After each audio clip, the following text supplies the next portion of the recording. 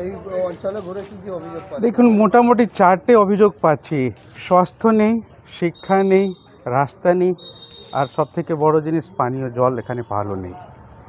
এই যে অভিযোগ পাচ্ছি, এটা আছে এই যে আমরা এই বিষয়ে অনেক কথা বলেছি, আলোচনা করেছি, কিন্তু ওর থেকে বড় জিনিস একটা নির্দল প্রার্থী যখন লোকদের কাছে যাচ্ছে, লোক এরা ভালো করে গ্রহণ করছে, অ্যাকসেপ্ট করছে কি একটা প্রার্থী এসেছে, ওদের সঙ্গে কথা বলছে, আলোচনা করছে, ওদের সমস্যা নিয়ে কথাবার্তা হচ্ছে। তো এই যে অ্যাকসেপ্টেন্সটা খুবই বড় জিনিস। এর মানে হচ্ছে কি আমরা যা কাজটা করছি, আমরা যা প্রচারটা করছি, ভালোভাবেই করছি। দেখলাম যে তৃণমূল প্রার্থীর বাড়িতে যে তৃণমূল যে কর্মী আছে, নেতা আছে, তাদের বাড়িতে গিয়ে ভোট চাইলেন এবং তৃণমূল নেতার মা আপনাকে আশীর্বাদ করলেন, কি বলবেন? আমি খুব হর্ষিত, আমি খুব গর্বিত যে তৃণমূল নেতার মা আমার আশীর্বাদ করেছেন আর বলেছে কি তুমি বিজয়ী হও। এটা খুবই বড় জিনিস, আমি খুব খুশি। আচ্ছা, রাজারহাটে যে প্রচার করছেন, এই প্রচণ্ড গরম, তারপরেও কর্মী সমর্থকরা আপনার পেছনে আছে এবং সাধারণ মানুষও বেশ ভালোই সাড়া দিচ্ছে। তো মানুষ কি এবার পরিবর্তন চাইছে রাজারহাটে?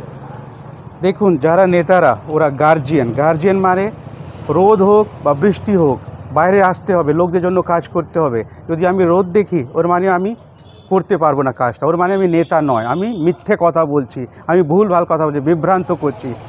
একই জিনিস, আমি জিতবো কি হারবো, আমি আছি এই বিধানসভার জন্য, আমি আছি। রোদ হোক বা বৃষ্টি হোক, আমি আপনাদের সঙ্গে থাকবোই থাকবো। ওটার আগে দেখা গেল আপনি একটি নতুন পরিষেবা চালু করলেন, যে সমস্ত মানুষ এসআইআর হয়রানিতে ভুগছে তাদের জন্য একটু ওয়েবসাইট চালু করলেন।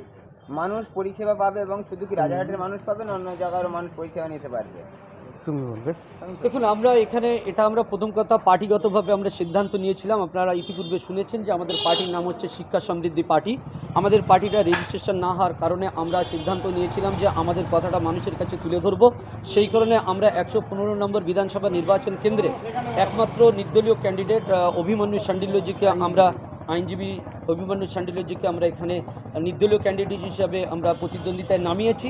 কিন্তু যখন আমরা গ্রাম অঞ্চলে ঘুরছিলাম, বিশেষ করে যেমন আমরা সাপনা গ্রামে যখন এসেছি, মোবারকপুরে গিয়েছি, বালিগড়িতে গিয়েছি, যাত্রাগাছি, গুনি, এই সমস্ত গ্রামে যখন আমরা মানুষের সমস্যার কথা শুনছিলাম, তখন ম্যাক্সিমাম মানুষের কাছ থেকে বারবার উঠে আসছিল যে এসআইআর নিয়ে তারা একটা বড় আতঙ্কিতের মধ্যে আছে। বিশেষ করে যাত্রাগাছিতে আমরা যখন ঢুকলাম, ওনারা আমাদের কাছে ছেঁকে ধরলেন এবং বললেন যে আমরা এবারে ভোট করছি না, আমরা পুরো ভোট বয়কট করছি, আমাদের এই কেন্দ্রে টোটালে আমরা ভোট করব না। আমরা তাদেরকে বুঝিয়েছি এবং বলেছি যে না, ভোট করুন, ভোট দিতে হবে, গণতান্ত্রিক অধিকার, এটা যখন আপনার আছে এটাকে আপনারা নষ্ট হতে দেবেন না। সেই কারণে তারা আমাদের আশ্বাসতার পরে ওরা সিদ্ধান্ত নিয়েছে ঠিক আছে, ভোটটা আমরা দেবো। কিন্তু সলিউশন হিসেবে ওনাদের বক্তব্য যে নেতারা আসে, বড় বড় কথা বলে যায়, কিন্তু বাস্তবে তার সলিউশনের কথা কেউ বলে না। আমরা ওদের সামনে প্রত্যেকটা গ্রামে গিয়েছি এবং কথা দিয়ে এসেছি যে আমাদের আইনজীবী অভিমন্যু শাণ্ডিল্যজি উনি এসআইআর সম্পর্কে অনেক আগের থেকেই মানুষের পাশে ছিলেন। আমাদের এসএসপি পার্টির বিভিন্ন সংগঠনের নেতৃত্বরা তারা বিভিন্ন জায়গা থেকে কাজ করছে।